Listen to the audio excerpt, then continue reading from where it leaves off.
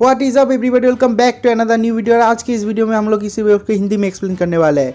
लेकिन अगर किसी को मेरे इस वीडियो के शुरुआत के इंट्रोडक्शन और इंट्रो देखना नहीं पसंद, जो लोग सीधा स्टोरी देखना चाहते हैं, उन लोगों के लिए स्क्रीन पे एक टाइम स्टेप्स आ रहा होगा, उसे फॉलो करके आप लोग सीधा स्टोरी पे जंप कर सकते हो। लेकिन अगर आप लोगों में से कोई इस वीडियो को यहाँ से स्किप करने के बारे में सोच रहा है तो एक बहुत ही बड़ा और इंटरेस्टिंग चीज़ मिस कर देगा, क्योंकि आज मैं इस वीडियो में पिछली वीडियो का जो कंक्लूजन हुआ था उसे मैं दूर कर दूंगा। मैंने पिछली वीडियो में बोला था कि अगर डेथ नोट में साइतामा का नाम लिखा जाए तो कौन विनर है, लेकिन मैंने जब आप लोगों से इसके बारे में पूछा था तो आप लोगों में से एक मिक्स ओपिनियन मिला। कुछ लोग बोल रहे थे कि साइतामा बहुत ज़्यादा पावरफुल है।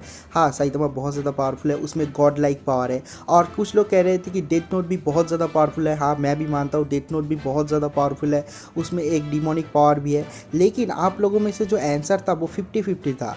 तो मैं अभी आप लोगों का ये कंक्लूजन दूर कर दूंगा कि कौन विनर है, कौन सबसे ज़्यादा पावरफुल है। तो मैंने पूरा दिन बहुत ज़्यादा रिसर्च किया, बहुत ज़्यादा ढूंढा और ढूंढने के बाद मुझे मिल गया असली सक्सेसर, असली वर्दी। इन दोनों में से सबसे ज़्यादा पावरफुल कौन है वो मुझे मिल गया, एंड हिज नेम इज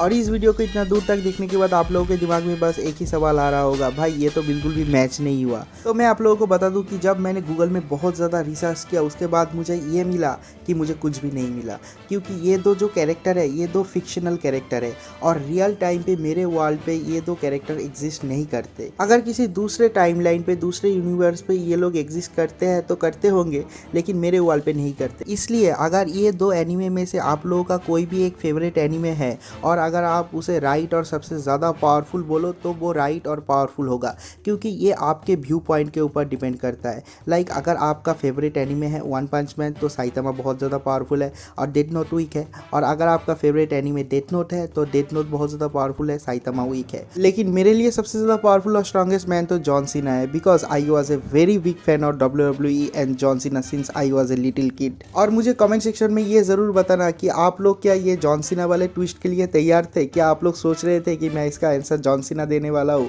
और आपका फेवरेट WWE सुपरस्टार कौन है ये मुझे कमेंट सेक्शन में ज़रूर बताना। तो अभी और ज़्यादा टाइम वेस्ट ना करते आज के इस अमेजिंग वीडियो को स्टार्ट करते हैं इस इंट्रो के बाद। I love everything. Fire spreading all around my room. My world's so bright, it's hard to breathe, but that's alright. Hush.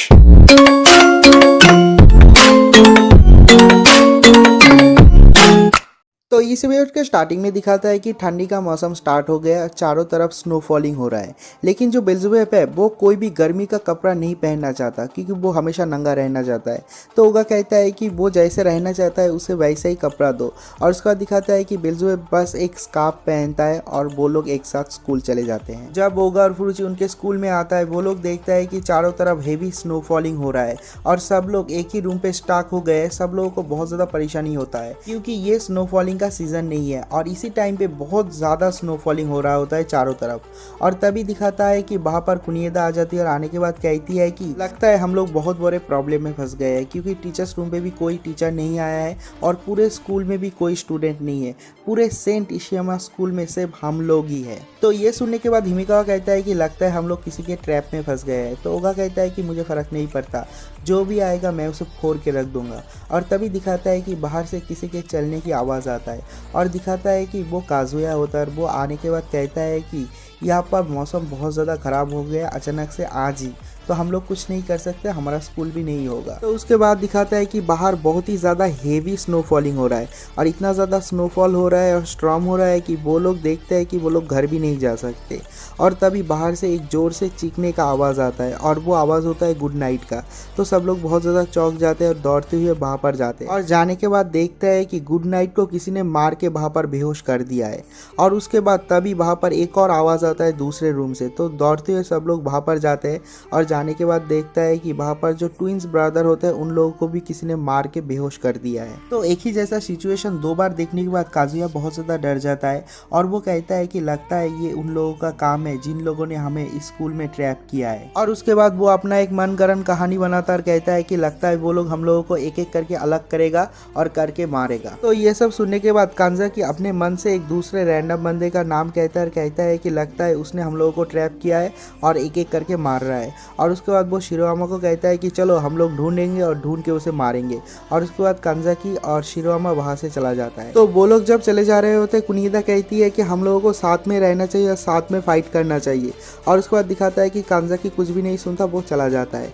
लेकिन जब वो वहां से चला जाता है थोड़ी देर बाद कांजाकी और शिरोआमा का चीखने का आवाज आता है। तो सब लोग वहां से दौड़ते हुए क्लासरूम पे जाता है। जाने के बाद देखता है कि उन दोनों को भी मार के किसी ने बेहोश कर दिया है। जिन लोगों ने भी कांजाकी और शिरोआमा को मारा है उन लोगों में से एक ने शिरोआमा के सारे कपड़े उतार देता है और उतारने के बाद बॉडी पे एक लव लेटर लिख देता है। और शिरोआमा के शरीर में ये लव लेटर देखने के बाद फुरुची को बहुत ज़्यादा गुस्सा आ जाता है और वो कहता है कि यहाँ पर ये क्या हो रहा है, ये शिरोआमा के शरीर में क्यों हुआ, यहाँ पर तो कुनिएदा को होना चाहिए था। मतलब देखो, फुरुची को कोई भी कितना भी खतरनाक पोजीशन में डाल दो वो तो ऐसा ही रहेगा, इसका कुछ भी नहीं हो सकता। और उसके बाद कुनिएदा वहाँ पर आती है और आने के बाद फुरुची को एक पंच करके बेहोश कर देती है। तो उसके बाद काजुया जो होता है वो कैलकुलेशन करता है और करने के बाद कहता है कि लगता है आप वो लोग एक साथ 5 बंदों के ऊपर हमला करेंगे। और तभी दिखाता है कि वहाँ पर MK5 वाले बंदे आ जाते हैं। तो सब लोग उन लोगों को देख रहा होता है। ये देखने के बाद MK5 वाले बंदे बहुत ज़्यादा डर जाते हैं और वो लोग कहते हैं कि हम लोगों ने कुछ नहीं किया।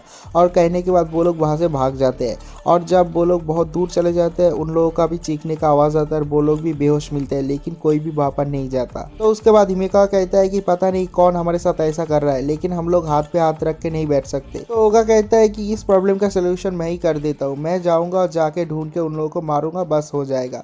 और उसके बाद ओगा और बेल्जुए वहाँ से जाने ही वाला होता है, लेकिन हिमेका उसे रोक लेता है और कहता है कि अगर तुम जाओगे उन लोगों को ढूंढने के लिए तो वो लोग बाहर नहीं निकलेंगे। तो ओगा कहता है कि तो अब हम लोग क्या करें। तो हिमेका कहता है कि मेरे पास एक ज़बरदस्त सा प्लान है। और उसके बाद वो कहता है कि हमें किसी को चारा बनाना पड़ेगा। और उसके बाद जब वो लोग उसे मारने के लिए आएंगे हम लोग छुपे रहेंगे और आके उन लोगों के ऊपर हमला कर देंगे। तो वो लोग कहते हैं कि चारा कौन बनेगा। तो हिमेका कहता है कि चारा फुरुची बनेगा। तो फुरुची कहता है कि नहीं, मैं क्यों बनूंगा। तो हिमेका कहता है कि तुम बहुत ज़्यादा वीक हो इसलिए तुम बनोगे। और उसके बाद दिखाता है कि फुरुची को चारा बना के एक जगह पे खड़ा कर दिया जाता है और सब लोग चारों तरफ छुप जाते हैं। लेकिन बहुत देर तक छुपे रहने के बाद भी कोई फुरुची के ऊपर हमला नहीं करता। तो सब लोग बाहर निकल जाते हैं। लेकिन बाहर निकलने के बाद कहता है कि हिमेका कहाँ पर है। तो उसके बाद दिखाता है कि हिमेका जहाँ पर छुपा हुआ था वहाँ पर ही उसके ऊपर किसी ने हमला कर दिया है और उसे डाउन कर दिया है। तो सब लोग कहते हैं कि ये कैसे हो सकता है, हम तो सब लोग इस घर में ही छुपे हुए थे, तो कोई तो आया ही नहीं, तो उसके ऊपर हमला किसने किया। तो उसके बाद फुरुची अपना शातिर दिमाग चलाता है और वो कहता है कि मुझे पता है किसने ये सब किया। तो सब लोग कहते हैं कि बता दो। तो फुरुची कहता है कि मुझे लगता है बेथेम ने ये सब किया। तो उसके बाद दिखाता है कि पीछे से बेथेम आ जाता है। आने के बाद कहता है कि फुरुची तुम मेरे ऊपर ऐसे कैसे इल्जाम लगा सकते हो, मैं तो तुम्हें कितना ज़्यादा प्यार करता हूँ। और उसके बाद दिखाता है कि वो फुरुची को लेके बाहर से चला जाता है। तो उनके पीछे पीछे काजुया भी चला जाता है और कहता है कि अकेले मत जाओ। और उसके थोड़ी देर बाद एक और आवाज़ आता है। सब लोग वहाँ पर जाने के बाद देखता है कि काजुया, बेथेम और फुरुची उन तीनों को भी किसी ने डाउन कर दिया है। तो इसके नेक्स्ट सीन पे दिखाता है कि सब लोग अपने क्लासरूम पे आ गए हैं और दिखाता है कि वहाँ पर जितने सारे लड़कियाँ थी सिर्फ वो लोग और ओगा और बेल्जुए बचा हुआ है और बाकी के सारे लौंडे डाउन हो चुके हैं। तो उसके बाद कुनिएदा को दिखाता है कि वो अपने मन में ही सोच रही होती है कि अगर सारे के सारे लोग डाउन हो गए और ओगा और मैं अकेले रह गए तो कितना ज़्यादा मज़ा आएगा। और ये सोचने के बाद वो सोचती है कि मैं ऐसे इमरजेंसी के टाइम पे ये सब कैसे सोच सकती हूँ। और उसके बाद दिखाता है कि जो बेल्जुए है वो कुनिएदा के पीछे एक रोशनी नोटिस करता है और वो बहुत ज़्यादा चीखने लग जाता है। तो कुनिएदा कहती है कि ओगा लगता है उसने कुछ देखा है, बेल्जुए ने कुछ देखा है। और उसके बाद ओगा कहता है कि क्या इसने, ये तो एक बच्चा है, ये क्या देखेगा। तो कुनिएदा कहती है कि अरे इसमें तो एक डीमन ब्रेन है, शायद इसने कुछ पता लगाया है कि कौन हमारे साथ ऐसा कर रहा है। तो ओगा कहता है कि इसमें ब्रेन, इसका दिमाग तो मुझसे भी ज़्यादा खाली है। तो उसके बाद कुनिएदा कहती है कि बेल्जुए जो बोल रहा है उसे ट्रांसलेट करके दो। तो ओगा कहता है कि मुझे कुछ नहीं पता वो क्या कह रहा है और उसका लैंग्वेज कौन सा है मुझे वो भी नहीं पता।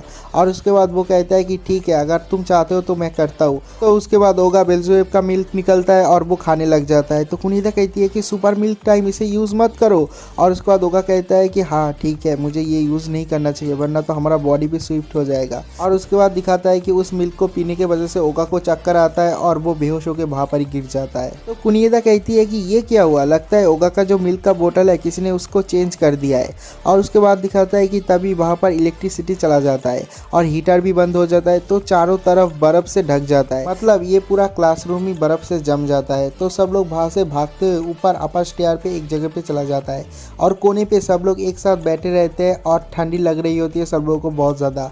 और एक लड़की कहती है कि लगता है अब हम लोग ठंड में जम के ही मर जाएंगे। और उसके बाद कुनीदा नोटिस करती है कि उसके साइड में वो पार्वर्ट गॉड बैठा हुआ है और ये वही गॉड है जिसने कुनीदा को डीमन के साथ लड़ने में मदद किया था और वो बहुत ही ज़्यादा परवर्ट होता है। तो वो कहता है कि देखो यहाँ पर तो अभी एक भी लड़का बचा नहीं है, तो यहाँ पर सबके सब लड़की ही है। और उसके बाद ये गॉड जो कहता है वो बोलने में मुझे भी अच्छा नहीं लग रहा। वो कहता है कि यहाँ पर जितने सारे लड़कियाँ हैं सब लोग स्ट्रिप अप कर लो, मतलब अपने कपड़े उतार लो और अपने अपने बॉडीज़ गर्म कर लो, मतलब यही कुछ कहता है।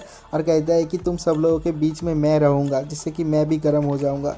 कौन सा गॉड भाई ये सब कुछ करता है, बस इसके लिए इसने इतना ज़्यादा हंगामा किया, चारों तरफ बर्फ़ का मौसम लाया, एक एक करके सारे बंदों को डाउन कर दिया और सब लोग पता नहीं क्या क्या ही सोच रहे थे। और उसके बाद कुनिएदा को जब ये सब कुछ पता चलता है, कुनिएदा को बहुत ज़्यादा गुस्सा आ जाता है और वो उसके पास जाता है। जाने के बाद कहता है कि तेरी हिम्मत कैसे हुई। और ये देखने के बाद वो जो गॉड होता है उसका भी फट के हाथ में आ जाता है। और उसके बाद कुनिएदा एक स्पेशल स्वॉर्ड टेक्निक अटैक करता है जिससे कि उसे वहाँ से उड़ा देता है। और उसके बाद धीरे धीरे वो जो मौसम होता है वो साफ़ हो जाता है। तो इसी पॉइंट पे ये वाला एपिसोड खत्म हो जाता है। अगर आपको वीडियो अच्छा लगा तो वीडियो को एक लाइक कर देना, चैनल को सब्सक्राइब कर देना और एक कमेंट तो कर ही देना। तो मिलते हैं कल एक और नई एपिसोड के साथ, तब तक के लिए बाय बाय।